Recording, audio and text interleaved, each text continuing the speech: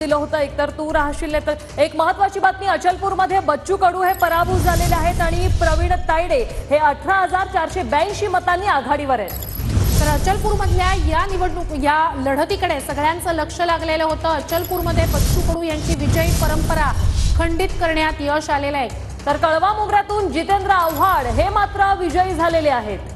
तर मलबार हिलमधनं भाजपचे मंगल प्रभात लोढा यांचा पुन्हा एकदा विजय झालाय। कागलमधून अजित पवार गटाच्या हसन मुश्रीफ यांचाही विजय झालेला आहे।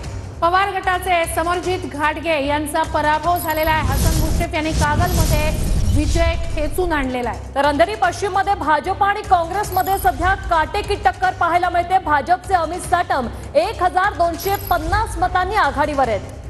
इथे अशोक जाधव यांना 45,507 मतं आहेत। अंधेरी पश्चिम मधली भाजप आणि काँग्रेस मधली ही काटेकी टक्कर